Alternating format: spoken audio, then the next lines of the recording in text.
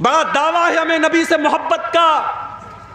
شاید پورنیہ کے اندر بھی 12 ربیع الاول کو جلوس نکلا ہوگا, شاید ارریہ کے اندر بھی کوئی جلوس نکلا ہوگا. ایک سال میں 12 ربیع الاول کے موقع پر مالدہ میں تھا, بڑا پورا کلیا چک اور پورا مالدہ کی سڑکیں بھری ہوئی تھی رسول کے عاشقوں سے, رسول کے چاہنے والوں سے. بڑے دعوے ہیں صاحب ہمیں رسول سے محبت کے. کوئی گھروں کو سجا رہا ہے, کوئی گھروں میں جھنڈے لگا رہا ہے, کوئی بائک پہ جھنڈی لگا رہا ہے, کوئی ڈی جے بجا رہا ہے, کوئی نبی کی نعتیں بجا رہا ہے, کوئی ہرے رنگ کا کپڑا پہن کے نکلے ہوئے ہیں. دعوے تو بڑے لمبے چوڑے ہیں نبی سے محبت کے, مگر نبی کا اخلاق کہاں ہے میرے بھائی؟ نبی کی سیرت کہاں ہے؟ نبی کا کردار کہاں ہے؟ وہ نبی جس نے اپنے لیے کبھی کچھ نہیں بنایا, دنیا سے گئے کوئی پراپرٹی نہیں بنائی, کوئی اپنے بچوں کے لیے کوئی مال نہیں چھوڑا, کبھی عیش و آرام کی زندگی نہیں گزاری. آخری دن اللہ کے نبی کا سوموار کو آپ کا انتقال ہوتا ہے, اور سنڈے کو اتوار کی رات میں اللہ کے نبی کے گھر میں جو چراغ جلتا ہے اس چراغ کا تیل بھی پڑوسی سے ادھار لیا جاتا ہے. یہ زندگی گزاری اللہ کے پیارے نبی نے. آپ کے گھر میں کوئی فرنیچر نہیں ہے, کوئی مسیری نہیں ہے, کوئی آرام دہ گدا نہیں ہے. حضرت عمر ایک مرتبہ اللہ کے نبی کے کمرے میں آتے ہیں, دیکھتے ہیں ایک معمولی سی چٹائی بچھی ہوئی ہے, ایک معمولی سا تکیہ رکھا ہوا ہے, تھوڑی سی جو رکھی ہوئی ہے, ایک پانی کا پیالہ رکھا ہوا ہے. یہ اللہ کے نبی کا کمرہ ہے, یہ اللہ کے نبی کی کل کائنات ہے. حضرت عمر فاروق کی آنکھوں میں آنسو آ جاتے ہیں اور کہتے ہیں اے اللہ کے نبی, آپ اللہ کے نبی ہو کر اور ہم سب کے سردار ہو کر, ہم سب کے آقا ہو کر آپ ایسی زندگی گزارتے ہیں. اے اللہ کے نبی, قیصر و کسریٰ تو اپنے اپنے دربار میں عیش و آرام سے رہتے ہیں, آپ ایسی زندگی کیوں گزارتے ہیں؟ اللہ کے نبی فرماتے ہیں اما ترضا ان تکون لہم الدنیا ویکون لنا الاخرہ. اے عمر, کیا تم نہیں چاہتے کہ قیصر و کسریٰ کو تو دنیا مل جائے اور تمہارے نبی کو آخرت کی نعمتیں مل جائیں, تمہارے نبی کو اللہ کی نعمتیں مل جائیں؟ کیا تم یہ نہیں چاہتے؟ اس نبی نے اپنے لیے کچھ نہیں بنایا, اپنے بچوں کے لیے کچھ بھی نہیں بنایا.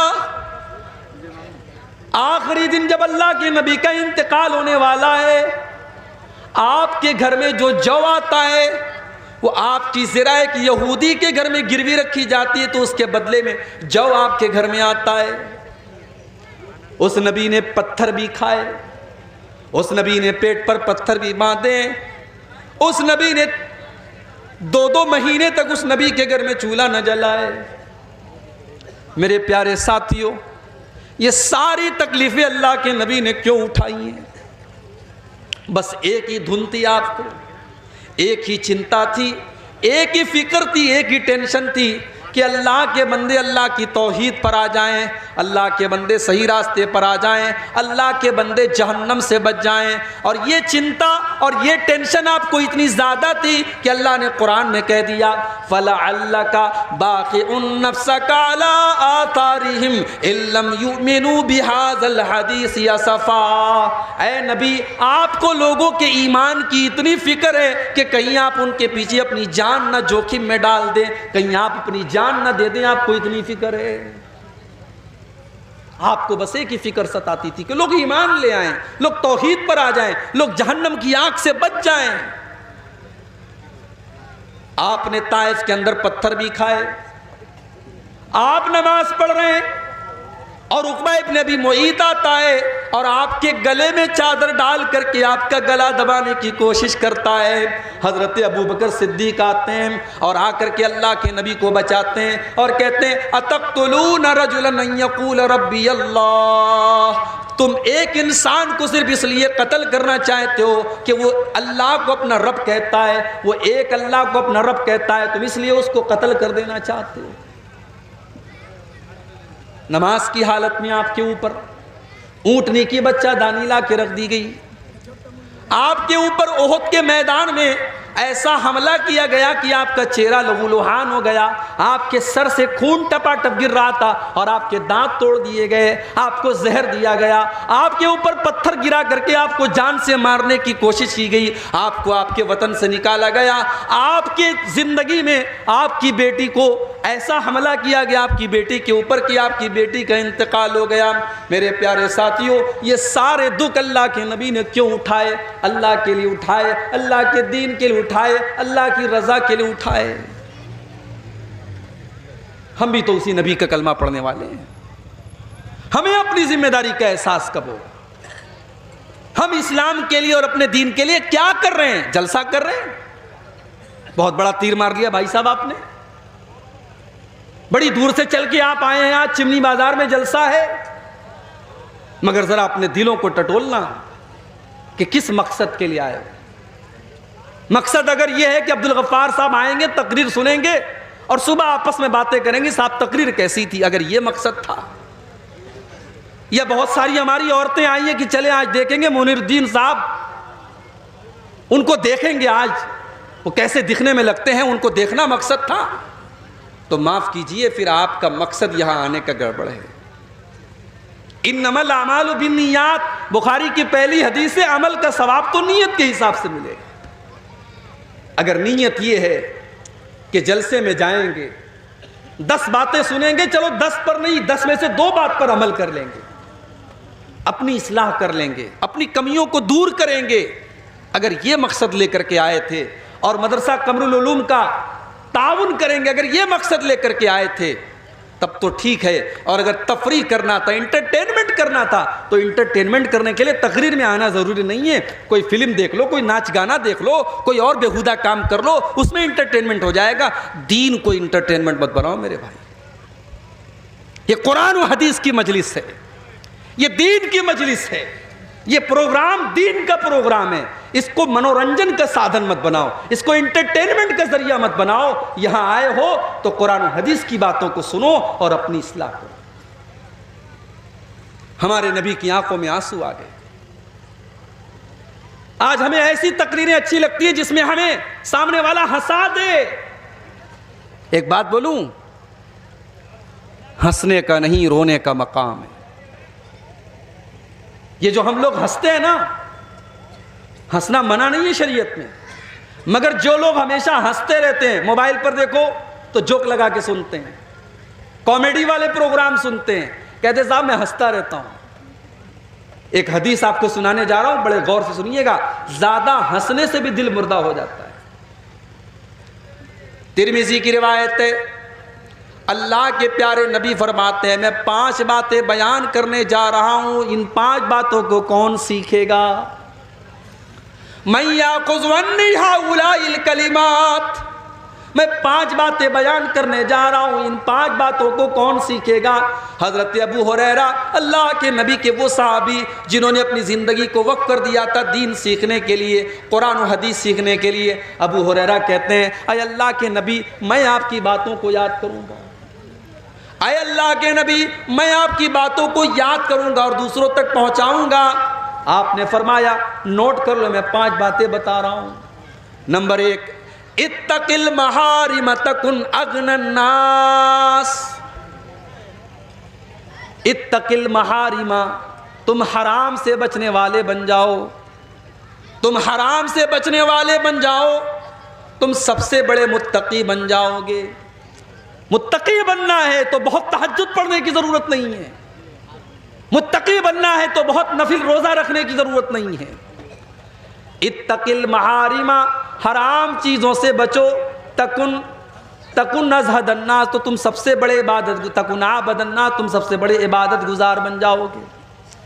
عبادت گزار اگر بننا ہے، متقی بننا ہے، پرہیزگار بننا ہے تو حرام چیزوں سے بچنے والے بن جاؤ، حرام کاروبار سے بچو، حرام کمائی سے بچو، حرام زبان سے بچو، حرام چیزوں سے بچو، تم سب سے بڑے عبادت گزار بن جاؤ گے۔ اس کے بعد اللہ کے نبی کہتے ہیں دوسری چیز، وَرْضَ بِمَا قَسَمَ اللَّهُ لَكَ تَكُنْ أَغْنَى النَّاسِ، اللہ نے تمہاری تقدیر میں جو لکھ دیا ہے اس کے اوپر راضی ہو جاؤ، خوش ہو جاؤ، تم سب سے بڑے مالدار بن جاؤ گے۔ یہ حسد کیوں ہوتا ہے؟ میری تنخواہ 5,000 تیری 10,000 کیوں ہے؟ میں 50,000 مہینہ کماتا ہوں تو 1 لاکھ کیوں کماتا ہے؟ ارے بھائی وہ 1 لاکھ اپنے مقدر سے کما رہا ہے، تم 50,000 اپنے مقدر سے کما رہے ہو۔ 50,000 کا تم بھی 1 لاکھ کرو، محنت کرو، کوشش کرو۔ تمہاری تقدیر میں اگر 1 لاکھ لکھا ہے دنیا کی کوئی طاقت چھین نہیں سکتی ہے، اور تمہاری تقدیر میں نہیں لکھا ہے تو تم سارے طریقے اپنا لو، تم 1 لاکھ روپیہ نہیں کما سکتے۔ تو تقدیر میں اللہ نے جو لکھ دیا ہے اس پر راضی رہو، خوش رہو، محنت کرو، بہتر سے بہتر کی کوشش کرو، مگر اللہ نے جو تقدیر میں لکھ دیا ہے اس کے اوپر خوش ہو جاؤ۔ اللہ کے پیارے نبی کہتے ہیں سب سے بڑے مالدار بن جاؤ گے۔ مالدار وہ نہیں ہے جس کا مکان سب سے اچھا ہو، مالدار وہ نہیں ہے جس کی بلڈنگ سب سے اچھی ہو، جس کا کپڑا سب سے اچھا ہو۔ مالدار وہ ہے جو چین کی نیند سوتا ہو، جس کے بچے بیمار نہ رہتے ہوں، جس کے گھر میں کچ کچ نہ لگی رہتی ہو، جس کے گھر میں ٹینشن نہ رہتی ہو۔ اللہ کے نبی نے کہا تقدیر پر راضی ہو جاؤ، سب سے بڑے مالدار بن جاؤ۔ تیسری چیز وَأَحِبَّ لِلنَّاسِ مَا تُحِبُّ لِنَفْسِكَ تَكُنْ مُسْلِمًا تَكُنْ مُؤْمِنًا، اور جو تم اپنے لیے پسند کرتے ہو وہی تمام لوگوں کے لیے تم پسند کرو، تم مسلمان بن جاؤ گے۔ تم نہیں چاہتے تمہاری بیٹی کو کوئی غلط نظر سے دیکھے، تمہاری بہن کو کوئی غلط نظر سے دیکھے، تمہاری بیوی کو کوئی چھیڑے۔ تم بھی دوسروں کی بیٹیوں کو، دوسری کی بہوؤں کو، دوسروں کی بہنوں کو غلط نظر سے دیکھنا بند کر دو۔ تم نہیں چاہتے کوئی تمہاری غیبت کرے، چغلی کرے، برائی کرے، تم دوسروں کی غیبت کرنا بھی بند کر دو۔ تم چاہتے ہو لوگ تمہاری اچھائیوں کی تعریف کریں اور تمہاری برائیوں کے اوپر پردہ ڈال دیں، تم بھی دوسروں کی اچھائیوں کی تعریف کرو اور دوسروں کی برائیوں پر پردہ ڈال دو۔ جو تم اپنے لیے پسند کرتے ہو وہی تمام لوگوں کے لیے پسند کرو۔ اللہ کے نبی کہتے ہیں اگر تم ایسا کرو گے تو تم مومن بن جاؤ گے۔ چوتھی چیز وَأَحْسِنْ إِلَىٰ جَارِكَ تَكُنْ مُسْلِمًا، اور اپنے پڑوسی کے ساتھ تم اچھا سلوک کرو۔ تمہارا پڑوسی مسلمان ہے تب بھی، غیر مسلم ہے تب بھی، تمہاری برادری کا ہے تب بھی، تمہاری برادری کا نہیں ہے تب بھی، تمہارے مسلک کا ہے تب بھی، تمہارے مسلک کا نہیں ہے تب بھی، پڑوسی کو تکلیف پہنچانے کا تمہیں کوئی ادھیکار نہیں ہے۔ اپنے پڑوسی کے ساتھ تم بھلائی کرو، اللہ کے نبی فرماتے تم مسلمان بن جاؤ گے۔ اور پانچویں چیز وَلَا تُكْثِرِ الضِّحْكَ، اور اللہ کے نبی فرماتے کہ تم زیادہ ہنسا مت کرو، اس لیے کہ زیادہ ہنسنے سے فَإِنَّ كَثْرَةَ الضِّحْكِ تُمِيتُ الْقَلْبَ، زیادہ ہنسنے سے دل مردہ ہو جاتا ہے۔ تو ہنسنا زیادہ نہیں ہونا چاہیے، کبھی کبھی رونا چاہیے میرے بھائی۔ قرآن کریم میں اللہ تعالیٰ نے رونے والوں کا واقعہ بھی بیان کیا ہے۔ قرآن کا 7واں پارہ کھولو، وَإِذَا سَمِعُوا مَا أُنزِلَ إِلَى الرَّسُولِ تَرَىٰ أَعْيُنَهُمْ تَفِيضُ مِنَ الدَّمْعِ مِمَّا عَرَفُوا مِنَ الْحَقِّ، اے نبی عیسائیوں کے سامنے بھی جب قرآن پڑھا جاتا ہے تو عیسائیوں میں جو نیک لوگ ہوتے ہیں، جو اچھے لوگ ہوتے ہیں، وَإِذَا سَمِعُوا مَا أُنزِلَ إِلَى الرَّسُولِ، جب قرآن کی تلاوت کو وہ سنتے ہیں، تَرَىٰ أَعْيُنَهُمْ تَفِيضُ مِنَ الدَّمْعِ، تو اے نبی آپ کیا دیکھتے ہیں؟ ان کی آنکھوں سے آنسو بہنے لگتا ہے، وہ رونے لگتے ہیں۔ حبشہ کا دربار تھا، نجاشی کا دربار تھا، اور مسلمانوں نے حبشہ میں جا کر کے پناہ لی تھی۔ مکہ کے کافروں نے 2 لوگوں کو بھیجا، ان دونوں لوگوں نے آ کر کے نجاشی کو بھڑکانا شروع کر دیا۔ کہا اے نجاشی، اے حبشہ کے بادشاہ، یہ لوگ جو آپ کے ملک میں آئے ہیں یہ حضرت عیسیٰ علیہ السلام کو برا بھلا کہتے ہیں، یہ حضرت مریم کو برا بھلا کہتے ہیں، یہ ہمارے ملک سے بغاوت کر کے آئے ہیں، آپ ان کو ہمارے حوالے کر دیجئے۔ نجاشی نے مسلمانوں کو بلوایا، مسلمانوں نے حضرت جعفر رضی اللہ تعالیٰ عنہ کو اپنا نمائندہ بنایا۔ نجاشی نے کہا کہ اے مسلمانوں، ہمیں پتہ لگا ہے کہ تم عیسیٰ علیہ السلام کو برا بھلا کہتے ہو، تم حضرت مریم کو برا بھلا کہتے ہو، تمہارا کیا خیال ہے؟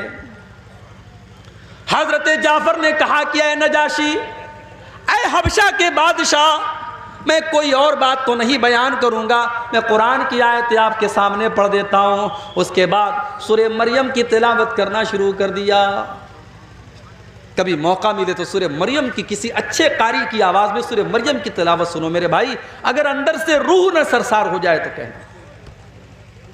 قرآن کا انداز، کوئی اچھا قاری جب قرآن پڑھے، حضرت جعفر تو اللہ کے نبی کے صحابی ہیں، جب انہوں نے اپنے انداز میں قرآن کو پڑھنا شروع کیا، وَاذْكُرْ فِي الْكِتَابِ مَرْيَمَ، جب انہوں نے حضرت مریم کا واقعہ بیان کرنا شروع کیا، عیسیٰ علیہ السلام کے پیدائش کا واقعہ بیان کیا، پیدا ہونے کے بعد جب حضرت مریم عیسیٰ علیہ السلام کو اپنی گود میں لے کر کے گئی اور قوم کے لوگوں نے تانا مارنا شروع کیا، اور حضرت مریم نے اپنی ماں کی گود میں اپنے اللہ کے نبی ہونے کا اعلان کیا، اللہ کے بندے ہونے کا اعلان کیا، جب یہ سورہ مریم کی آیتیں جب حضرت جعفر نے پڑھنا شروع کی، پورا دربار رونے لگا، نجاشی بھی رونے لگے، اور پورا کا پورا دربار سسکیوں سے گونجنے لگا، پورا دربار رونے لگا، اور نجاشی بھی ایمان لے آیا، اور اس کے دربار کے کئی لوگ ایمان لے آئے۔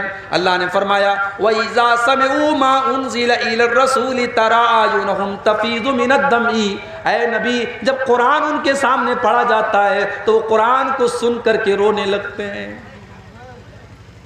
میرے پیارے ساتھیوں، قرآن تو وہی آج ہمارے پاس بھی ہے، قرآن وہی ہے، آج اسی قرآن کو ہمارے یہاں تراویح میں پڑھا جاتا ہے، مگر حافظ صاحب نے اگر 1.5 پارے کی جگہ 2 پارا پڑھا دیا، اگر 1 پارے کی جگہ 2 پارا پڑھا دیا تو ہمارا پارا چڑھ جاتا ہے۔ حافظ صاحب آپ نے زیادہ کیوں پڑھا دیا؟ اس قرآن کو سن کر کے آج ہمارے دل کی کوئی دنیا نہیں بدلتی، نہ ہماری آنکھوں سے آنسو آتے ہیں۔ میرے پیارے ساتھیوں، کیا بات ہے، قرآن تو وہی ہے، قرآن تو وہی ہے جس کے بارے میں اللہ نے فرمایا لو انزلنا هذا القرآن على جبل لرأيته خاشعا متصدعا من خشية اللہ۔ اے نبی، اس قرآن کو اگر ہم کسی پہاڑ کے اوپر بھی اتار دیں تو پہاڑ بھی اللہ کے خوف سے چور چور ہو جائے گا۔ ہمارے دل کی کیا اوقات ہے؟ ہمارا دل تو ملائم سا ہے، نرم سا ہے، گوشت کا بنا ہوا ہے۔ اللہ نے کہا قرآن پہاڑ پر بھی اترتا تو پہاڑ چکنا چور ہو جاتا، اور آج قرآن سے ہمارے دل کے اوپر کوئی اثر نہیں ہو رہا ہے۔ اس کا مطلب کہ ہمارا دل پہاڑ سے بھی زیادہ سخت ہو چکا ہے۔ قرآن کا پہلا پارا اٹھاؤ، اللہ نے یہودیوں کے بارے میں فرمایا ثم قست قلوبكم من بعد ذلك فهي كالحجارة او اشد قسوة۔ اے یہودیو، تم اتنے گناہ کر چکے ہو، تم اللہ کی اتنی نافرمانی کر چکے ہو کہ گناہ کرنے کی وجہ سے تمہارے دل کٹھور ہو چکے ہیں، تمہارے دل سخت ہو چکے ہیں، پتھر سے بھی زیادہ کٹھور ہو چکے ہیں۔ اس لیے کہ پتھر بھی کچھ ایسے ہوتے ہیں کہ پتھر سے رس رس کر کے پانی بہنے لگتا ہے، پتھر اللہ کے خوف سے جھک جاتا ہے اور پتھر سے ندیاں نکلنے لگتی ہیں۔ مگر اے یہودیو، تم اللہ کے اتنے بڑے نافرمان اور اتنے بڑے گنہگار ہو کہ تمہارے دل تو پتھروں سے بھی زیادہ سخت ہو چکے ہیں۔ آج جانتے ہو، ہم قبرستان جاتے ہیں، قبرستان جا کر کے بھی ہمارے دل نرم نہیں ہوتے، ہماری آنکھوں سے کبھی آنسو نہیں آتے۔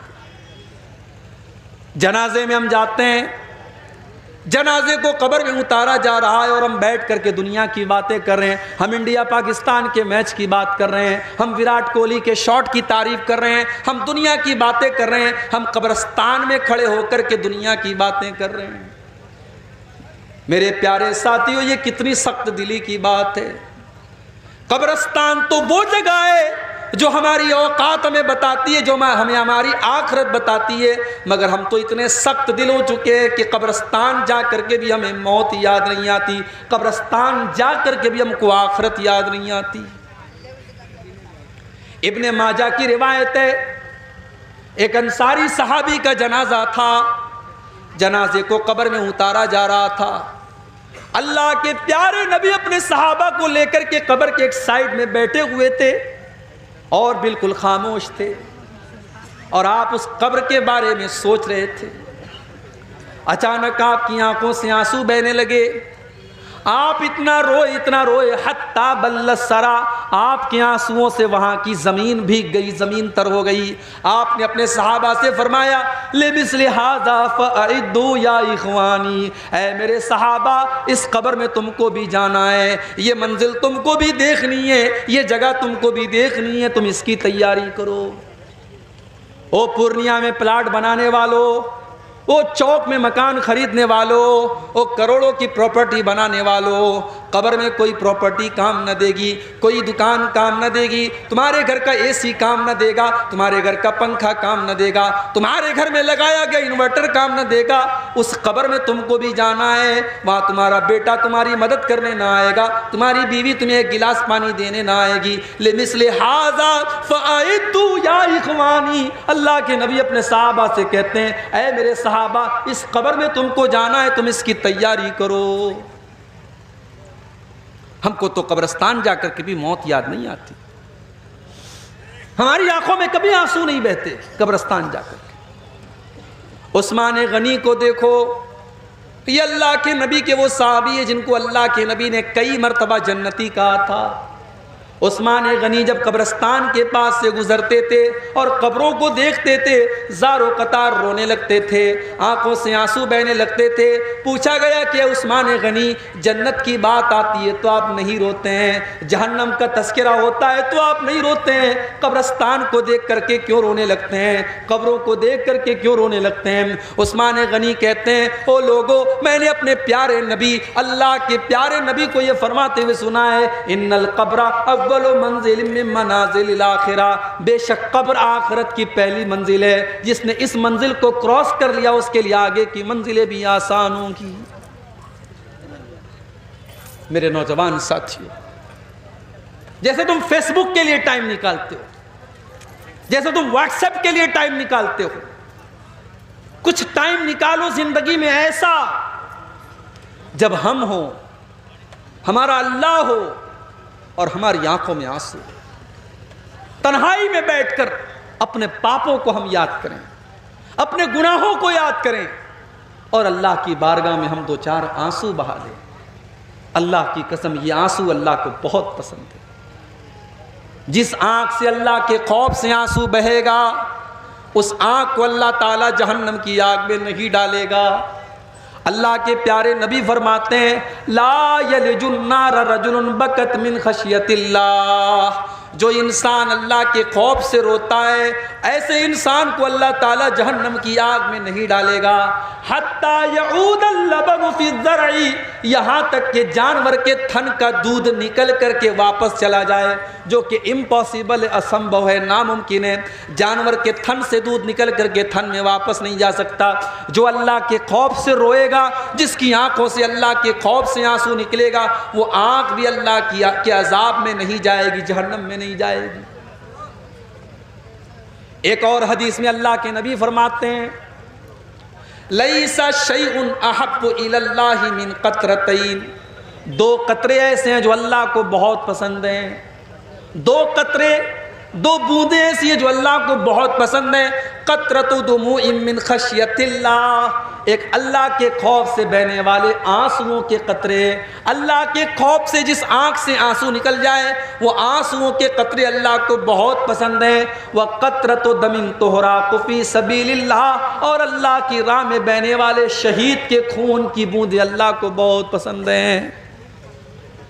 اور اس کے بعد اللہ کے نبی فرماتے ہیں کہ دو نشان اللہ کو بہت پسند ہیں، اثر فی سبیل اللہ، ایک وہ نشان ہے جو اللہ کے راستے میں لڑتے ہوئے آنکھ میں لگ گیا، ماتھے میں لگ گیا، پیٹ میں، پیٹھ میں لگ گیا، پیٹ میں لگ گیا، وہ نشان اللہ کو بہت پسند ہے۔ وَأَثَرٌ فِي فَرِيضَةٍ مِّن فَرَائِضِ اللَّهِ، اور اللہ کے کسی فریضے کی ادائیگی میں جو نشان پڑ جائے، نماز کا پڑھتے پڑھتے ماتھے پر نشان پڑ جائے، حج کرتے ہوئے پیر میں نشان پڑ جائے، اللہ کے کسی فریضے کی ادائیگی میں کوئی نشان اگر باڈی پر آ جائے، شریر پر آ جائے، وہ نشان اللہ کو بہت پسند ہے۔ اللہ کے خوف سے رونا اللہ کو بہت پسند ہے۔ قرآن کا 16واں پارہ اٹھاؤ، سورہ مریم کی آیتیں ہیں، اللہ نے بہت سارے نبیوں کا ذکر کیا، اللہ نے زکریہ علیہ السلام کا ذکر کیا، یحییٰ کا ذکر کیا، اللہ نے موسیٰ کا ذکر کیا، عیسیٰ کا ذکر کیا، اللہ نے ابراہیم کا ذکر کیا، اللہ نے ادریس کا ذکر کیا، اللہ نے اسماعیل کا ذکر کیا، اللہ نے نوح علیہ السلام کا ذکر کیا۔ اللہ نے بہت سارے نبیوں کا ذکر کرنے کے بعد فرمایا اذا تتلا علیہم آیات الرحمن خروا سجدا وبکیا۔ او لوگو، یہ ہمارے پیغمبر تھے، یہ ہمارے نبی تھے، یہ ہمارے رسول تھے، جب ان کے سامنے اللہ کی آیتیں پڑھی جاتی تھی یہ سجدے میں گر جاتے تھے اور رونے لگتے تھے۔ او لوگو، آج ہماری آنکھوں سے آنسو کیوں نہیں آتے ہیں؟ ہماری آنکھوں سے آنسو نہیں آتے، کیوں نہیں آتے؟ کیونکہ دل سخت ہو چکے ہیں۔ مکہ کے کافروں کے سامنے بھی جب قرآن پڑھا جاتا تھا تو وہ ہنستے رہتے تھے، وہ مذاق اڑاتے تھے۔ اللہ نے فرمایا افمن ھذا الحدیث تعجبون، او لوگو، اس قرآن کو جب پڑھا جاتا ہے تو تمہیں بڑا تعجب ہوتا ہے، وتضحکون ولا تبکون، تم ہنستے رہتے ہو، تم روتے نہیں ہو، وانتم صامدون، تم تو ہنسی مذاق کرتے ہو۔ آج بھی قرآن پڑھا جاتا ہے اور ہم ہنسی مذاق میں لگے رہتے ہیں، قرآن کی تلاوت ہوتی ہے اور ہم کھیلتے رہتے ہیں، ہم مذاق کرتے رہتے ہیں۔ آج قرآن پڑھا جاتا ہے اور ہمارے دل کے اوپر کوئی اثر نہیں ہوتا۔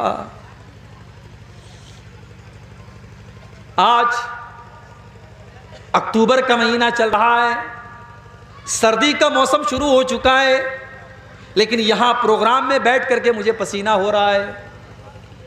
سوچو مئی جون کا اگر مہینہ ہو اور یہاں یہ شامیانہ اور ٹینٹ بھی نہ لگا ہو اور کھلے میدان کے نیچے مجھے بٹھا دیا جائے تو مجھے کتنا پسینہ ہوگا۔ آج ہم ذرا سی گرمی برداشت نہیں کر سکتے۔ او میرے نوجوان ساتھیو، کل قیامت کے دن کی گرمی تم کیسے برداشت کرو گے جب یہ سورج 9 کروڑ 30 لاکھ میل کی دوری پر نہیں ہوگا بلکہ صرف اور صرف 1 میل کی دوری پر ہوگا۔ 1 میل کی، 1 میل کتنا ہوتا ہے؟ 1 میل ہوتا ہے 1.6 کلومیٹر، 1.5 کلومیٹر۔ 1.5 کلومیٹر کتنا ہوا؟ یہ سورج 1.5 کلومیٹر کی دوری پر ہوگا۔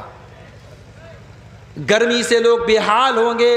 اللہ تبارک و تعالیٰ اپنے کچھ اسپیشل بندوں کو، اپنے کچھ خاص بندوں کو اپنے عرش کا سایہ دے گا، ان کو گرمی نہیں لگے گی، ان کو دھوپ نہیں لگے گی، ان کو پسینہ نہیں ہوگا۔ کون ہوں گے وہ اسپیشل بندے؟ اللہ کے نبی فرماتے ہیں وہ 7 طریقے کے لوگ ہوں گے، اس میں ایک وہ نوجوان بھی ہوگا، اس میں وہ ایک لڑکی بھی ہوگی، وہ ایک لڑکا بھی ہوگا، وہ ایک انسان بھی ہوگا۔ وَرَجُلٌ ذَكَرَ اللَّهَ خَالِيًا فَفَاضَتْ عَيْنَاهُ، جس نے تنہائی میں اللہ کو یاد کیا ہوگا، جس نے اکیلے میں اللہ کو یاد کیا ہوگا اور اس کی آنکھوں سے آنسو بہنے لگیں گے۔ ہماری آنکھ سے تو آنسو نہیں بہتے۔ ہم تو کبھی رات میں تنہائی میں بیٹھتے بھی ہیں تو یوٹیوب چلا رہے ہیں، کیا دیکھ رہے ہیں اللہ جانتا ہے، ہم جانتے ہیں۔ اب تو گناہ آسان ہو گیا نا۔ پہلے لوگوں کو ٹی وی لگانی پڑتی تھی، سی ڈی لانی پڑتی تھی، کمرہ بند کرنا پڑتا تھا۔ اب تو سب کے پاس موبائل ہے، بوڑھے کے پاس، جوان کے پاس، لڑکے کے پاس، لڑکی کے پاس۔ اب کون نظر رکھے گا بھائی؟ اب تو بس ایک ہی کیمرہ ہے جو آپ کے اوپر نظر رکھ رہا ہے، اور وہ کیمرہ ہے اللہ کا کیمرہ۔ اللہ کے کیمرے میں سب ریکارڈ ہو رہا ہے۔ یہ رات کو 12 بجے آپ کے موبائل میں کیا دیکھ رہے ہیں آپ نے ہسٹری ڈیلیٹ کر دی، آپ نے موبائل سے ثبوت مٹا دیا، مگر اللہ تعالیٰ کے جو ثبوت ریکارڈ ہو رہا ہے وہ تو نہیں مٹے گا۔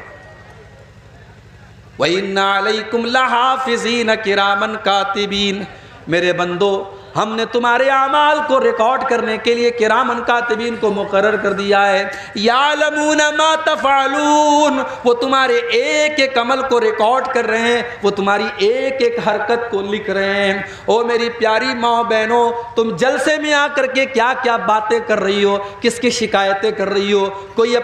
کوئی بہو اپنی ساس کی شکایت کر رہی ہے، کوئی ننند اپنی بھابھی کی شکایت کر رہی ہے، کوئی دیورانی جیٹھانی کی غیبت کر رہی ہے۔ تم زبان سے جو بول رہی ہو، ما یلفظ من قول الا لدیہ رقیب عتید، تمہاری زبان سے جو الفاظ نکلتے ہیں وہ بھی ریکارڈ کیے جا رہے ہیں، وہ بھی اللہ کے یہاں نوٹ کیے جا رہے ہیں۔ تو ہم تو تنہائی میں بیٹھ کر کبھی اللہ کو یاد نہیں کرتے، ہم تو گناہ کرتے ہیں، ہم تو اللہ کو ناراض کرتے ہیں۔ اور آپ کے سیمانچل میں تو یہ ماحول بنا ہے کہ صاحب مدرسے میں 10,000 روپیہ چندہ دیا ہے تو جب تک 10 منٹ تک یہاں مائک میں ہمارے لمبی چوڑی دعا نہ ہو تب تک ہمارے دل کو سکون نہیں ملے گا۔ وہ سب دور بھول جاؤ، نیکی کر دریا میں ڈال۔ آج کل کا ماحول کیا ہے؟ نیکی کر فیس بک پر ڈال، نیکی کر یوٹیوب پر ڈال، نیکی کر واٹس ایپ پر ڈال، نیکی کر اسٹیٹس پر ڈال۔ آج تو وہ دور آ گیا ہے۔ آج نیکی کم اور پرچار زیادہ کیا جاتا ہے. 10 لوگوں کو کھانا کھلا کے 100 لوگوں کو دکھایا جاتا ہے. تو وہ دور آ گیا. میرے پیارے ساتھیوں، صحابہ کرام کو دیکھو، وہ بیچارے اتنے نیک تھے کہ اگر کبھی کوئی نیکی نہیں کر پاتے تھے تو نیکی نہ کر پانے کے غم میں وہ روتے تھے. جیسے کوئی غریب آدمی آیا، مدرسہ قمر العلوم کا جلسہ چل رہا ہے، اس کا دل چاہتا ہے کہ میں مدرسے میں 1000 روپیہ چندہ دوں، مگر وہ غریب آدمی ہے، مزدور آدمی ہے. وہ بیچارہ بڑی مشکل سے 100 روپے کا ارینجمنٹ کرتا ہے. وہ 100 روپے لا کے دیتا ہے تو اس کی آنکھ میں آنسو آ جاتے ہیں. وہ سوچتا ہے کاش میرے پاس 1000 ہوتا، 1,00,000 ہوتا، میں ان غریب بچوں کی تعلیم کے لیے 1,00,000 کا تعاون کر دیتا. اس کو کہتے ہیں نیکی نہ کر پانے کا جذبہ، نیکی نہ کر پانے کا ملال. غزوہ تبوک کا موقع تھا. یہ بڑی عجیب و غریب لڑائی تھی، بڑا عجیب و غریب غزوہ تھا اللہ کے نبی کی زندگی کا. میں اپنے نوجوان بھائیوں سے کہوں گا کبھی یوٹیوب پر غزوہ تبوک کے بارے میں سن لینا، میرے بیان بھی موجود ہے، تم سن لینا. غزوہ تبوک کے بارے میں ہر نوجوان کو پڑھنا چاہیے، سننا چاہیے. گرمی کا موسم تھا، کھجوروں کے پکنے کا ٹائم تھا، اور مدینہ سے 600 کلومیٹر کا سفر طے کرنا تھا. سواریوں کی قلت تھی، پیسے کی قلت تھی. اللہ کے پیارے نبی نے اعلان کیا اس لشکر کے تعاون کے لیے تم اپنا چندہ دو. جو چندہ دے گا، جو تعاون کرے گا، میں اسے جنت کی گارنٹی دیتا ہوں. صحابہ کرام اپنی اپنی حیثیت کے مطابق، اپنی اپنی طاقت کے مطابق اللہ کے نبی کے پاس آ کر کے تعاون کرنے لگے. کچھ صحابہ غریب تھے، مزدوری کرتے تھے. وہ اوور ٹائم کام کر کے، رات کو کام کر کے، جو رات کی مزدوری ہوتی تھی وہ لا کر کے 1 مٹھی یا 2 مٹھی جو لاتے تھے اور اللہ کے نبی کو دے دیتے تھے اور کہتے تھے اے اللہ کے نبی میں غریب آدمی ہوں، یہ 1 مٹھی جو لے کر کے آیا ہوں، یہ 2 مٹھی جو لے کر کے آیا ہوں. اے اللہ کے نبی یہ میری کیپیسٹی یہی ہے، میری طاقت یہی ہے، آپ اس کو قبول کر لیجئے. اللہ کے نبی بڑی خوشی خوشی قبول کر لیتے تھے.